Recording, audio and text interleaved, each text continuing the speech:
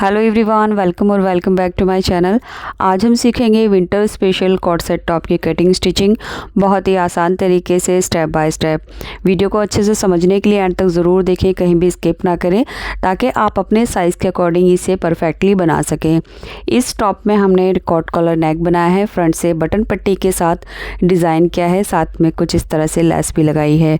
And इसके साथ जो मैंने लूज़ प्लाजो बनाया है उसकी कटिंग स्टिचिंग वीडियो मेरे सेकंड चैनल ज़ैदी ट्यूटोरियल्स पर आपको मिल जाएगी, या फिर लिंक मैं डिस्क्रिप्शन बॉक्स और फर्स्ट पिन कमेंट में दे दूंगी, तो वहां से आप इस प्लाजो की वीडियो देख सकते हैं। ये वीडियो मैंने काफ़ी डिटेल में बनाई है, तो आपके सभी सवालों का जवाब आपको इसी वीडियो में मिल जाएगा।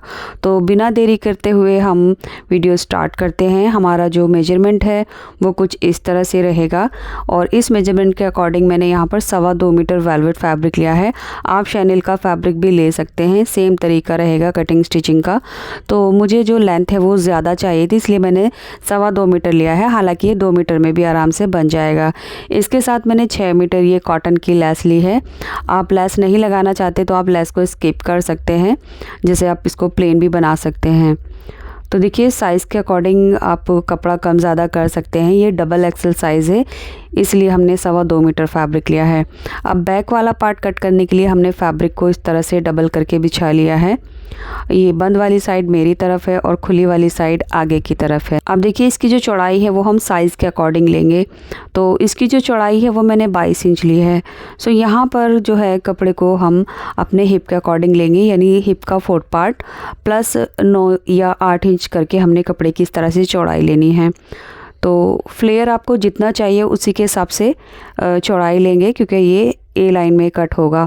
इसके बाद यहाँ से हम अपने टॉप की लेंथ ले लेंगे, जितनी भी आपको लेंथ चाहिए उसी के हिसाब से आप कम ज़्यादा कर सकते हैं। तो मैंने 44 इंच इसकी लेंथ ली है। अब सबसे पहले हम अपने बैक नेक की लेंथ लेंगे 1.5 इंच, और उसके बाद नेक की जो चौड़ाई है वो 3.25 इंच लेंगे। अब हमने फ्री हैंड से नेक की शेप दे देनी है। इसके बाद शोल्डर का हाफ प्लस 1 इंच करके हमने शोल्डर मार्क करना है। तो मैं यहाँ पर 8.5 इंच पर मार्क कर रही हूँ। ये देखिए, 1 इंच पर हमने यहाँ से शोल्डर डाउन करना है और इसको नेक से मिला देना है तिरछा करके। इसके बाद आर्म होल की लेंथ लेंगे। जितना भी नॉर्मल हमारा आर्म होल का साइज़ होता है उसमें हम आधा इंच बढ़ा कर लेंगे। तो मैं यहाँ पर 7.5 इंच ले रही हूँ। इस मार्क को ऊपर सीधा कर देंगे।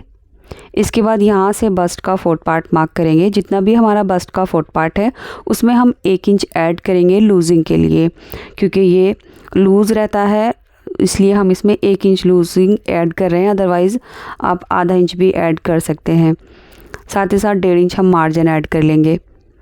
अब आर्म होल की लेंथ को हाफ करेंगे और फ्री हैंड से बैक आर्म होल की शेप दे देंगे इस तरह से। इसके बाद इंची टेप को शोल्डर पर रखेंगे और वेस्ट की लेंथ लेंगे। तो वेस्ट की लेंथ मैं 15 इंच ले रही हूँ। यहाँ पर 15 इंच पर मार्क करेंगे। इसी मार्क पर हमने अपने वेस्ट का राउंड लेना है। जितना भी हमारा वेस्ट का राउंड है उसमें हमने आधा इंच प्लस करना है लूजिंग के लिए, और 1.5 इंच मार्जिन ऐड कर लेना है। इसके बाद हमने नीचे की तरफ जो खुली साइड है यहाँ से ऊपर की तरफ 4.5 इंच पर मार्क करना है, ताकि जो घेरा है वो हमारा गोलाई में कटे और कॉर्नर ना लटके। तो नीचे से ऊपर की तरफ मैंने 4.5 इंच पर मार्क किया है। इसके बाद हमने लेग शेपर लेना है, और ये जो हमारे फिटिंग के मार्क हैं इनको करेंगे, साथ ही साथ ये कटिंग के मार्क भी करेंगे। अब जो कटिंग का मार्क है वो नीचे तरफ ए लाइन शेप में मिलाते हुए इस तरह से रखकर मार्क कर लेना है। आप ये सभी मार्क डायरेक्ट इंची टेप रखकर भी कर सकते हैं। इसके बाद नीचे घेरे की जो गोलाई है वो हमने लेग शेपर की हेल्प से इस तरह से करनी है। तो पहले हम इसकी लेंथ चेक कर लेंगे। हमें जितनी भी लेंथ चाहिए वहाँ पर मार्क करेंगे, और यहाँ से पट्टी को अच्छे से सेट करके और नीचे की तरफ गोलाई दे देंगे। ये देखिए इस तरह से। सो मार्किंग हमारी कंप्लीट हो चुकी है। इसके बाद अब हमने इसकी कटिंग करनी है। सो यहाँ से यहाँ तक हमने इस तरह से इसको कट कर लिया है। कट करने के बाद मैं इसको पिन लगाकर सिक्योर कर रही हूँ, ताकि जब हम फ्रंट वाला पार्ट कट करें तो ये इधर उधर ना भागे। अब फ्रंट पार्ट कट करने के लिए हमने फैब्रिक देखिए ले लिया है, जिसकी किनारे वाली साइड को हम मिलाते हुए यानी अरज़ में फ़ोल्ड करेंगे। इस कपड़े का जो अरज़ है वो 65 इंच है। आपके पास 60 इंच का अरज़ है तब भी आराम से बन जाएगा। ये देखिए, जो इसकी किनारी वाली साइड है वो हमने मिला कर रखी है। अब यहाँ से हम किनारी कट करके निकाल देंगे, क्योंकि किनारी में अक्सर झोल होता है। अब यहाँ से अंदर की तरफ हमने तकरीबन 1 से 1.25 इंच मार्क करना है। तो आप 1 इंच भी ले सकते हैं, मैं यहाँ पर 1.25 इंच मार्क कर रही हूँ। इस मार्क को नीचे तक हमने मिला देना है इस तरह से। तो ये जो 1.25 इंच हम ले रहे हैं ये हमारी बटन पट्टी और काज पट्टी बनेगी। इसके बाद इस मार्क पर हमने अपना बैक वाला पार्ट मिलाते हुए रखना है। अच्छी तरह से हमने इसको सेट कर लेना है और उसके बाद अब हमने इसके बराबर बराबर इसकी कटिंग कर लेनी है। ये देखिए कटिंग हमने कर ली है और ये जो आगे से फैब्रिक बचा है इसमें से हमारी स्लीव आराम से बन जाएंगी। तो जितना भी साइज़ है उसी के साइज़ के हिसाब से हमने यहाँ पर इस तरह से स्लीव कट कर ली है। आर्मोल की जो चौड़ाई है वो 10 इंच ली है और फ्रंट की 2 लेयर में एक्स्ट्रा कटिंग कर ली है। साथ ही साथ स्लीव की जो मोरी है फ़ोल्ड करने के लिए मैंने 3 इंच एक्स्ट्रा लिया है और अब इसकी जो लेंथ है वो 22.5 इंच है। स्लीव मोरी मैंने 7 इंच पर कट की है। तो इस तरह से आपका स्लीव का जो भी साइज़ है आपको कट कर लेना है बचे हुए फैब्रिक से। अब स्लीव को साइड में रखेंगे। इसके बाद जो बैक पार्ट का नेक है उसकी चौड़ाई चेक कर लेंगे। ये देखिए 3.25 इंच है, तो वहाँ पर हमने मार्क कर लेना है फ्रंट पार्ट के लिए। अब बैक वाले पार्ट को हम यहाँ से हटा देंगे। इसके बाद जो हमने बटन पट्टी और काज पट्टी बनानी है उसके लिए हमने ये 2 पट्टियाँ ली हैं।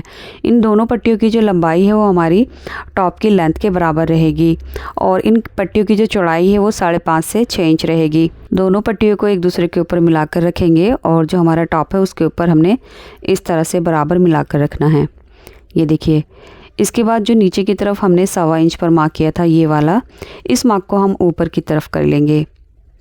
सो यहाँ पर मैं 1.25 इंच मार्क कर रही हूँ। अब इस मार्क से आगे की तरफ हम अपने नेक की विड्थ लेंगे जो कि 3.25 इंच था। अब नेक की जितनी भी चौड़ाई ली है उसमें आधा इंच प्लस करके नेक की लेंथ लेनी है। तो मैं यहाँ पर 3.25 इंच नेक की लेंथ ले रही हूँ। अब इसी लेंथ पर आगे मार्क को हमने सीधा कर देना है और एक बॉक्स बनाना है। इस बॉक्स में हम अपने नेक की शेप देंगे। ये देखिए इस तरह से।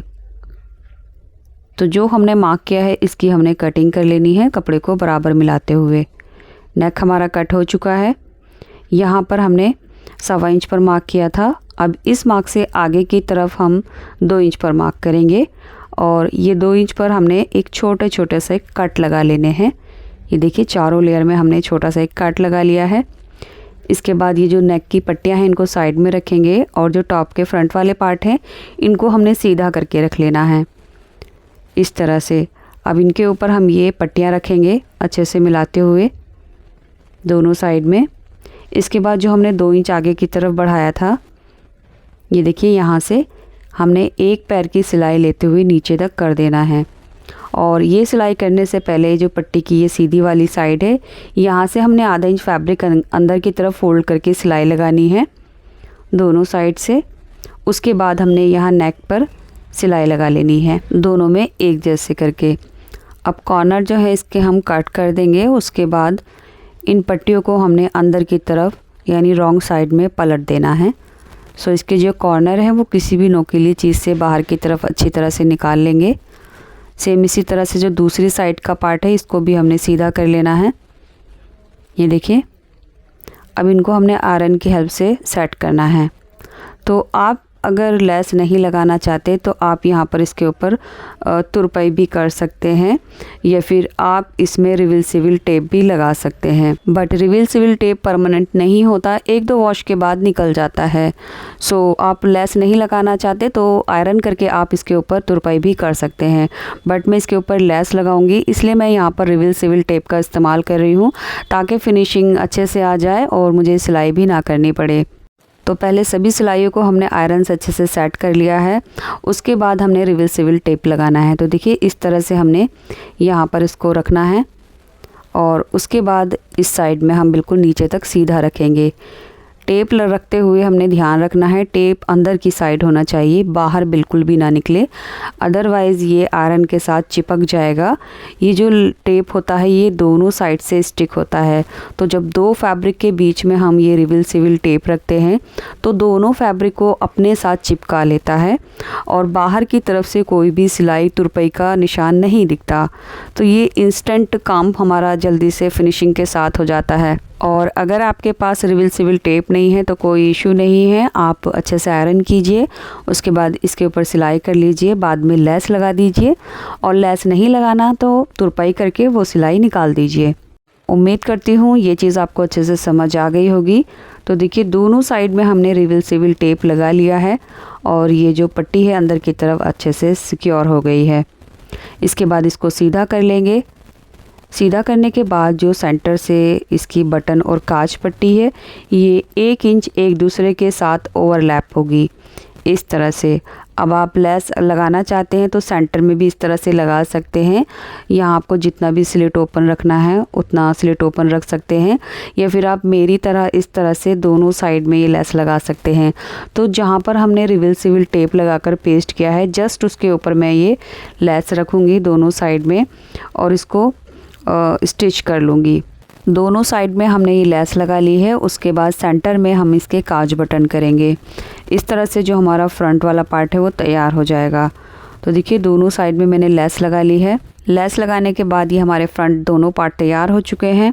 इसके बाद हम अपना बैक वाला पार्ट लेंगे और कंधी स्टिच करेंगे। कंधी स्टिच करने के बाद साइड से इसकी फिटिंग लगा लेंगे। तो चेस्ट और वेस्ट में हमने 1.5 इंच का मार्जिन छोड़ा था, तो यहाँ से यहाँ तक हम 1.5 इंच मार्जिन करेंगे और नीचे तक हम मार्जिन को कम करते जाएंगे। साथ ही साथ इसका घेरा भी हमने फ़ोल्ड कर लेना है।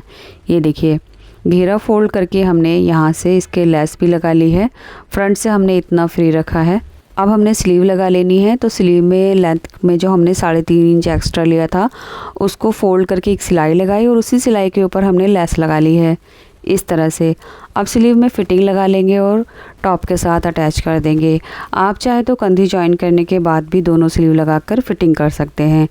तो स्लीव लगाने के बाद हमारा टॉप तैयार हो जाएगा इस तरह से। इसके बाद अब हमने इसका नेक में कॉलर लगानी है। तो पहले हम नेक का मेजरमेंट लेंगे। इस तरह से नेक को हाफ में फ़ोल्ड करके रख लेंगे और जहाँ पर हमारा 2 पॉइंट फैब्रिक एक्स्ट्रा है ऊपर की तरफ निकला हुआ है, यहीं से हमने नेक की गोलाई लेनी है।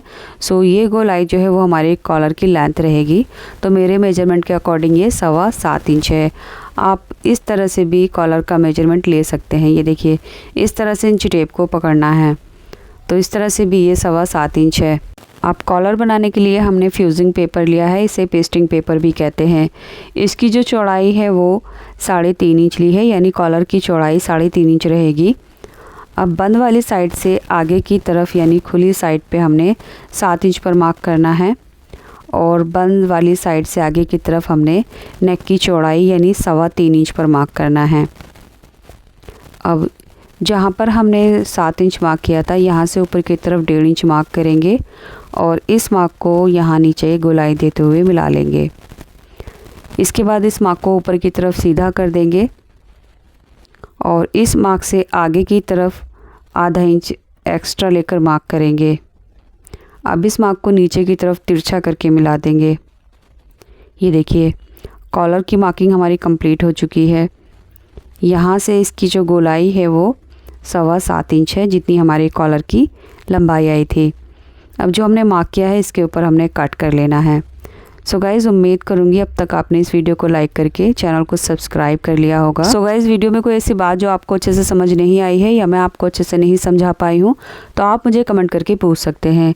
अब देखिए हमने फैब्रिक लेना है। कपड़े की रॉन्ग साइड में हमने कॉलर को आयरन के हेल्प से पेस्ट करना है।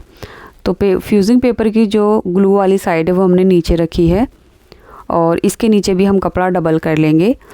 कॉलर के चारों तरफ हमने आधा इंच फैब्रिक एक्स्ट्रा लेना है।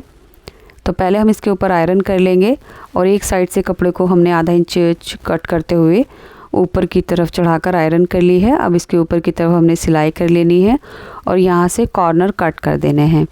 इसके बाद यहाँ से हमने इसको सीधी तरफ टर्न कर लेना है। किसी भी नोकीली चीज़ से जो कॉलर के ये कॉर्नर है वो बाहर की तरफ हम निकाल लेंगे और उसके बाद हम इसके ऊपर अच्छी तरह से आयरन कर लेंगे ताकि कॉलर हमारी सेट हो जाए। ये देखिए इस तरह से। इसके बाद हमने इसको नेक से अटैच करना है।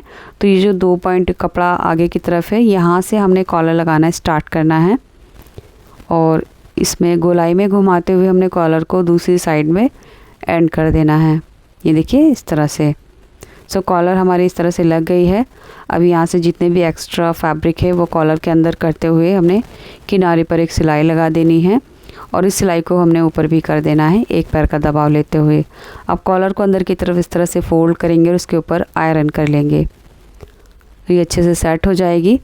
इसके बाद हम इसको इस तरह से टर्न करेंगे और जो हमारा नेक है उसको हमने सेट करना है। नेक को सेट करने के बाद हम इसके ऊपर आयरन कर लेंगे। सो ये जो पट्टी है वो लगभग 1 इंच एक दूसरे के ऊपर ओवरलैप होगी। यहाँ से आपके नेक की जितनी भी आपको लेंथ रखनी है उसी के हिसाब से आप यहाँ पर बटन लगाना स्टार्ट कर सकते हैं। तो मैं 3-3 इंच का गैप लेते हुए ये बटन नीचे तक लगाऊंगी। अगर आपको 3 इंच का डिस्टेंस ज़्यादा लगता है तो आप 2-2.5 इंच भी ले सकते हैं। सो यहाँ पर मैं लास्ट वाला बटन लगाऊंगी एंड जो नीचे की तरफ स्लिट है वो तकरीबन मैं 10 इंच ओपन रखूँगी। यहाँ पर मैं कोई भी काज बटन नहीं करूँगी। सो इसमें हमने पहले काज बटन कर लेना है। काज बटन मैं बाहर फैक्ट्री से कराती हूँ, वो बहुत ही आसानी से और जल्दी हमारा काम हो जाता है। तो यहाँ पर मैंने काज बटन लगा लिए हैं, ये देखिए।